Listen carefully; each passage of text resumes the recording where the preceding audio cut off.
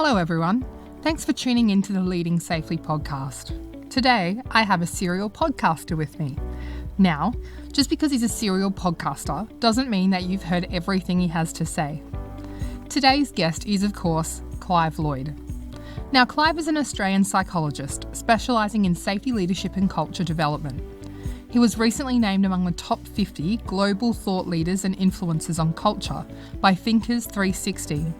He is co-owner of and principal consultant with GYST Consulting Proprietary Limited and developer of the acclaimed Care Factor program.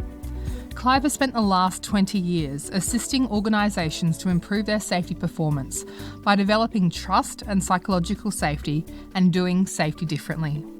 He has worked with global mining, oil and gas, construction and utilities companies in Australia, New Zealand and throughout the world. He is the author of Next Generation Safety Leadership, From Compliance to Care, and I highly recommend, if you haven't read this book already, that you do get your hands on it and read it as quick as you can. Clive has been called on by many global companies as their human factors technical advisor, assisting them to improve their safety culture and performance. He is devoted to applying cutting-edge psychological research to safety leadership and creating caring cultures, which are prerequisites to excellence in safety performance. So let's get into my chat with Clive. Hi Clive, thanks for taking time out of your super busy day to chat with me, and I am looking forward to chatting more about trust and the models for selection and practice when it comes to health and safety. As you know, I've been asking all of my special guests 3 general questions because I'm curious when it comes to things like those magical solutions, which I'm sure you have a very interesting one for us. So let's get into those juicy questions. Great, and thanks for having me on, Georgina. And yeah, I had a quick look at those questions. Man, number 3 is a killer. But anyway, we'll get to that. No worries, Clive. So what do you think makes an effective leader when it comes to health and safety? Okay, so look, I don't necessarily distinguish that much between a leader in health and safety and a leader, say, more generically. I think the fundamental attributes are the same. Of course, there may well be some specialist knowledge in health and safety, but I think the key attributes are the same. And look, if I start off nice and broadly, there are 3 major factors, I think, 3 headings. And as I wrote about in my book, those 3 main factors would be, number 1, integrity. Number 2, ability or competence. It's not all about people skills. And 3rd, what I describe as benevolence, or all I mean by benevolence here is sort of demonstrated care, or the willingness and the ability to demonstrate care. So maybe let me just come back to those 3, because many other attributes would flow, of course, from those 3. But that integrity piece, it's going to be really challenging for a leader to create trust, psychological safety, all of those desirable things, if they simply are not demonstrating integrity, doing what they said they would do, following through. It also infers things like genuineness, openness, and so. So I think that is one of the big ones. Now, again, I'm not sure that's something we can train. I think integrity is much more of a personality variable, a value, if you will, but I still think that's a really big one. With the ability piece, and this is really important, leaders need to demonstrate that they are good at what they're supposed to be good at. Now, again, it doesn't mean we have to be good at everything. Nobody is, I'm certainly not. But in leadership roles, I think people need to know that we are competent. We're good at what we're supposed to be good at. So it's not all about people skills here. The 3rd one, the one which is a major focus in my work, is, again, what the academics call benevolence, or what I prefer to think of simply as that care factor, demonstrating care. So those 3, I think, not only are important, but need to be demonstrated consistently. Now, again, there's a whole bunch of attributes that fall out of all 3 of those, of course. With that benevolence piece, or that demonstrating care, yeah, sure, the people skills come into that, what people might refer to as EQ. I think that's really important. But also in that, I think, is courage, authenticity, and the willingness to be vulnerable sometimes and say, I don't know. And maybe then to get curious and invite our people in. So those would be the primary attributes, I would say, of a great leader. When it comes to a health and safety leader, perhaps the main difference there, under that ability or competence factor, That's where, of course, some specialist knowledge around risk mitigation, even around, legislation and so forth may well be useful in that regard. But I actually think those things are secondary to the other attributes. Yeah, no, definitely. I can think of some people in my past career that perhaps had the competence and had the skills and qualifications, but unfortunately lacked the benevolence, as you said. And the opposite too. I've met some fantastic leaders who definitely demonstrated care and led with that emotional IQ, but didn't have the safety qualifications, as we call them. So it's a different space. Yeah, absolutely. What's that? Sorry. Yeah, without that competence as well, it's difficult. It's not enough just to demonstrate care. If you're hopeless at your job, right? That's not going to be that's not going to garner ongoing trust for sure. Yeah, that's great. And what would be your words of wisdom for someone who might be dealing with a particular person that doesn't want to have that positive change when it comes to health and safety? Yeah. And so there's a distinguishing word that you just used there, Georgina, that positive change for safety. Because let me suggest not all change is good. Correct. And perhaps not all change in safety necessarily is good. And I think sometimes it's reasonable for people to push back. If they're certainly not convinced that the change that's being advocated is actually required, or if it's useful, or even if it's manageable. So I don't mind some resistance to change. It may be an indicator that it's not the resistance that's the problem. It's the fact that the change itself is not necessarily required or useful, or simply that people just don't buy into the idea. Look, this is something I do come across, of course, a lot given the role I'm in, often from boards or executives who tend to be, understandably, a little bit risk averse, particularly when it comes to changing safety. There's all manner of legal and ethical implications involved in that. And so sometimes it's safety managers or safety personnel. We're used to doing it this way, and what's all this newfangled stuff you're talking about? And there's a natural resistance to change because, frankly, people aren't really fans of it necessarily. It often does involve cognitive effort, unlearning and relearning. That's all work, and they're usually very, very busy people. So I found over the years, you've got to, number one, make the case for change. You've got to help people to understand what's in it for them, that old Whiffam thing. But I also I differentiate here between change that's purely being imposed by the leadership or management versus change by choice. When people want to change intrinsically, that's going to be a whole easier thing to actually get people underway. But, I'm a coach at heart, as well as being a psychologist. I'm a coach, and Coaching 101 says, we'll start with the goal in mind. And so that's where I'll usually go first, is to look at the goal. If there's change being flagged, or if we suggest something does need to change, I'll just do the best I can anyway, to align people around a goal. And if we can find that common goal, if we can agree on the goal, then generally it's a lot easier to bring people forward. And I think that's where my effort tends to go. Managing the case for changes, let's just get really unified on what the goal is. Because frankly, if the workforce don't agree with the goal that management has, it's going to be incredibly challenging. The same with me, when I step into a one-day workshop with the crew level guys, and their management have maybe said, you're going to a one-day safety course, they're usually not coming in terribly enthused.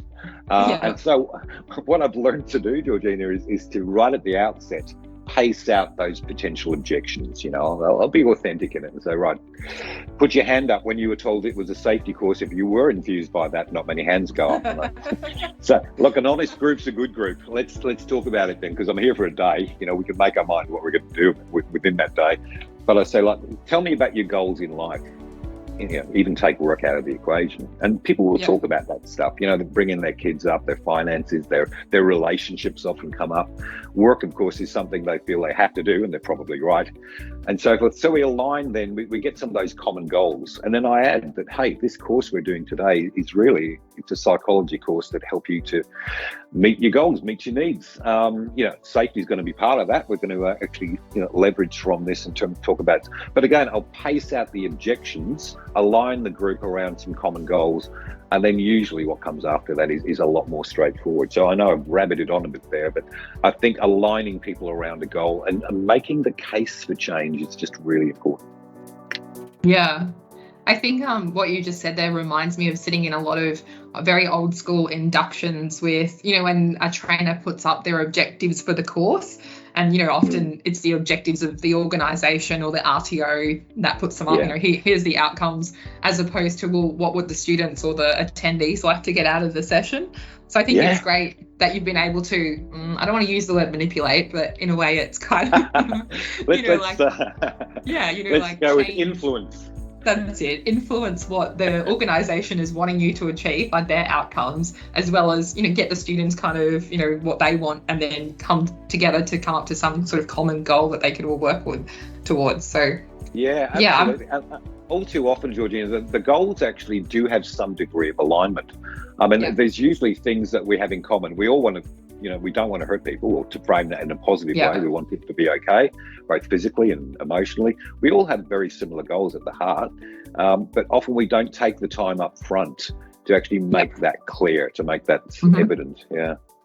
And it's always a lot better if you have willing participants in a classroom with you and not 15 people who've been pushed by their organisation to do a safety in quotation marks course as well. So that's good tips for all our trainers and facilitators out there as well. It's huge. One of our colleagues, he often refers to it as he's phoned me up a couple of mornings when the group have walked in, and often it's because management have introduced to their people, you're going to a one-day safety training course. That's it. And he says, all right, I've got 16 prisoners in front of me. That's how they feel, And so we've just learned, largely through desperation, we've really learnt to pace out those objections, get really good goals, and move it from there. So, a little tip to all facilitators and presenters out there. No, that's great. And finally, it's that lovely, juicy question that you've been looking forward to. So if you could invent something to solve a health and safety issue in the workplace, you had $1 million and opinions and expenditure, everything like that normally controls how that outcome looks like is not there. What would you invent, and why would you create it? Yeah, it's such a great question, but I freaked out when I read it. Okay. I don't think I'm necessarily the most creative person in the world or something, but I looked at that and I thought, wow, no restrictions here on expenditure or opinions. And so we're going into this land of fantasy, I guess, so which actually helped me to reframe it, because I was struggling. Okay. So my reframe is, all right, so this gizmo, this creation, this machine, or this whatever it is, it can be whatever I like, right? Yeah. And so let me go with it. And look, who knows, maybe this has already been done. Or if it isn't, maybe somebody's going to jump all over it, or at least part of it. But look, to make it easier for myself, you put there a health and safety issue. So I thought, let me get specific about that. What's an example of an issue? And I thought, what's one of the most frequent ones I do encounter? And I'm going to go with this one, Georgina, and they're related to decluttering or safety clutter, which people thankfully are starting to talk about a fair bit now. And this is something I encounter a lot. And so I thought, organizations, when we do talk about decluttering, they really struggle with it.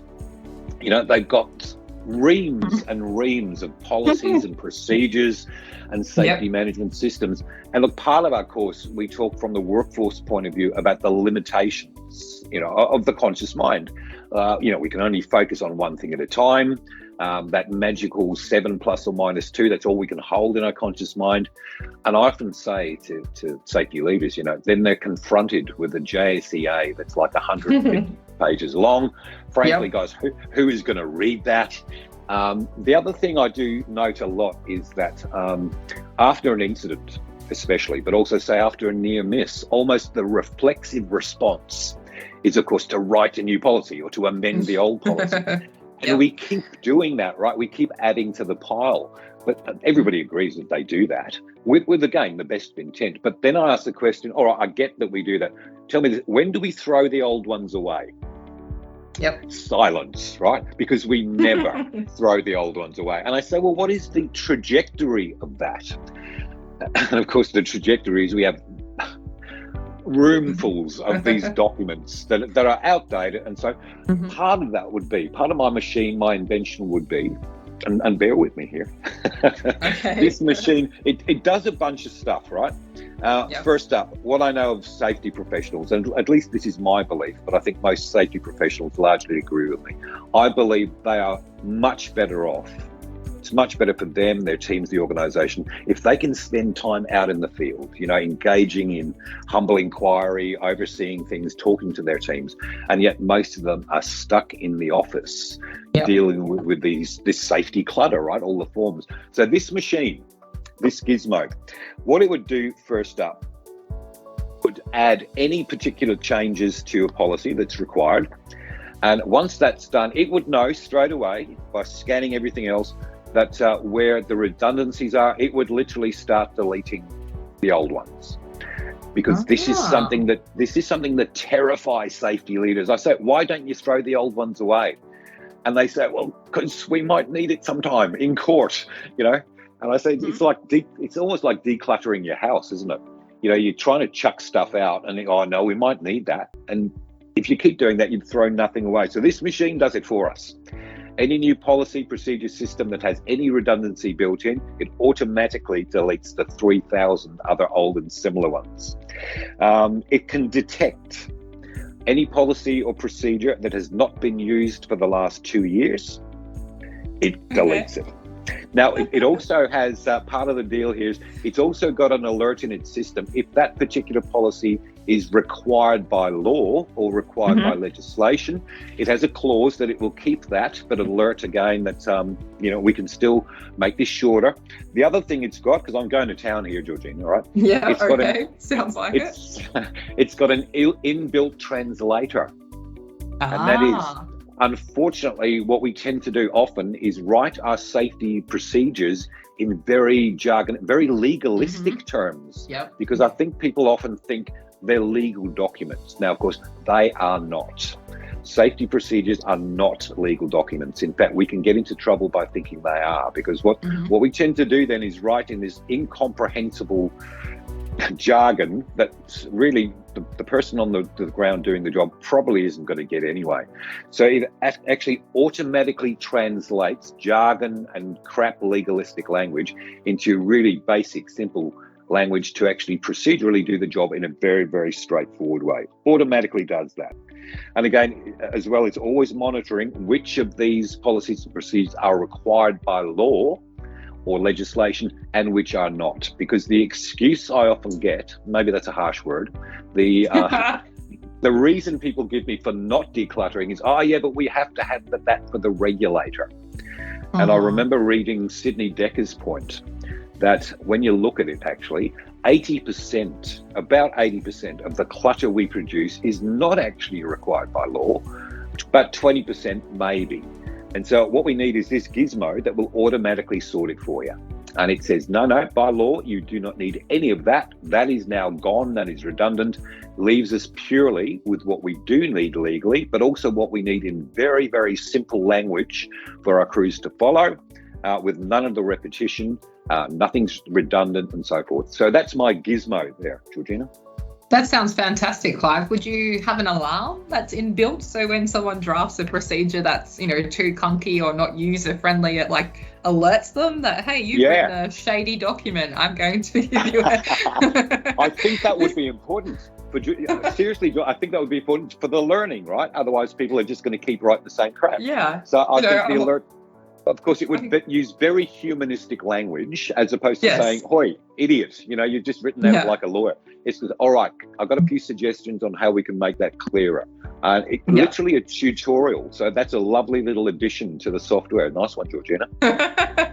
You can trademark that component. Thanks to me. That's fine.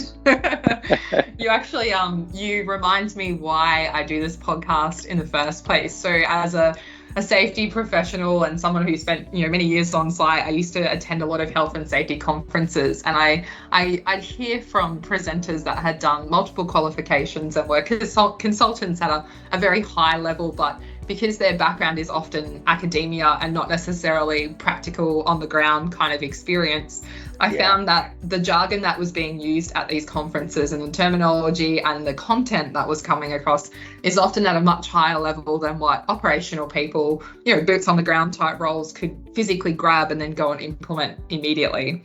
And so that was the reason why I created this podcast in the first place, was to talk at a level that not only I could understand, and I'm happy to play translator between, academia and the boots on the ground type roles, but also so that if your standard beautiful, operator out in the field is listening while they're, plugged in on their excavator, listening to the podcast, they could go, actually, I understand exactly what, Clive said, or I understand what Georgina said, and I'll go and do that right now to make my day better.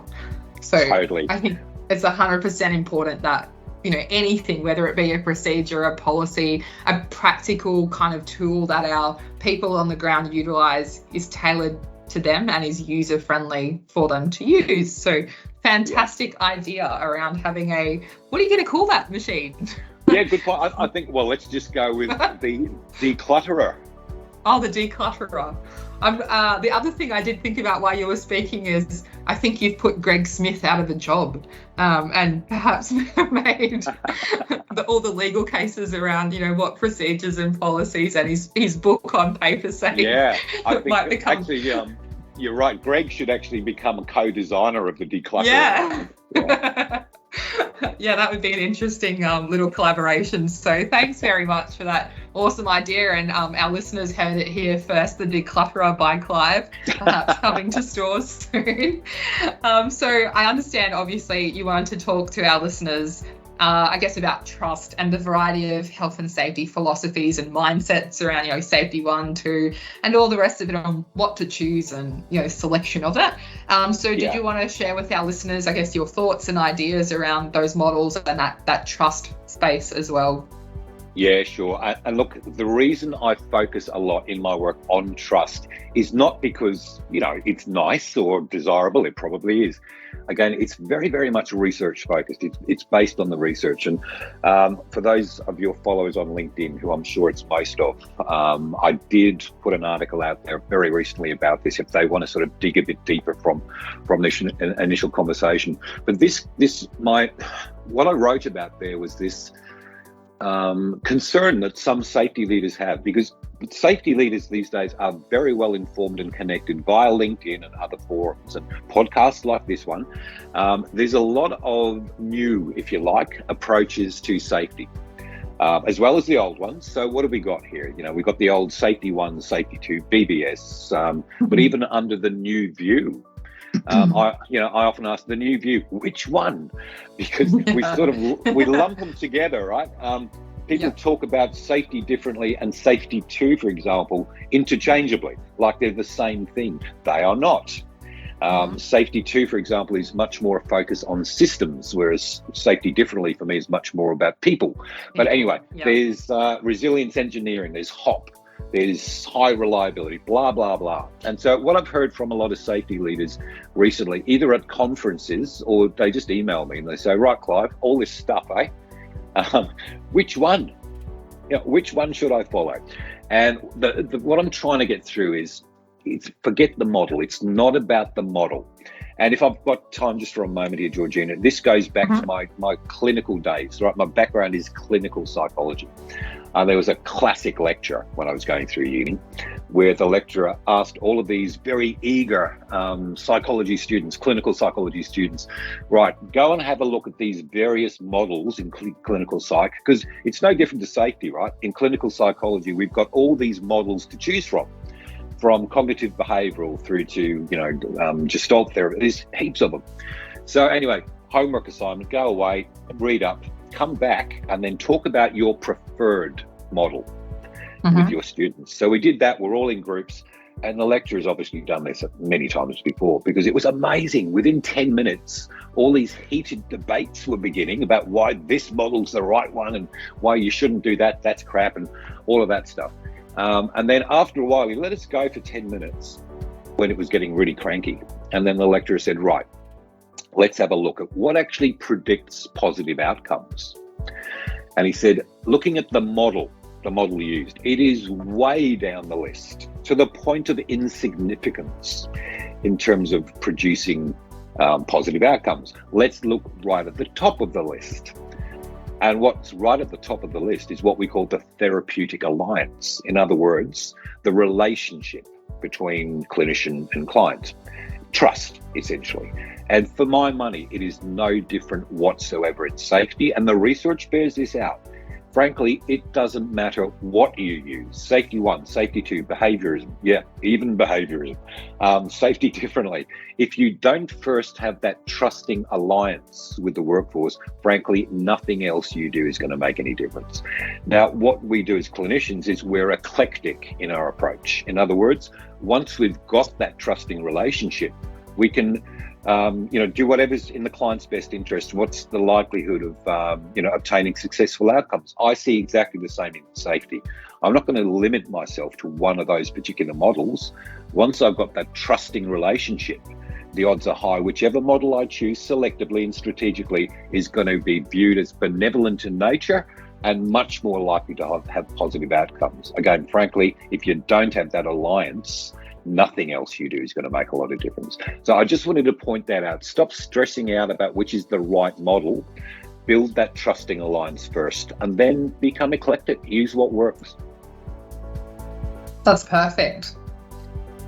So obviously, that article is great and I've definitely been sharing it. I'm happy to share that with our listeners as well so they can read up on it. And like you said, there are so many models and so many mindsets, philosophies, whatever we would like to term them as, that are rolling around today.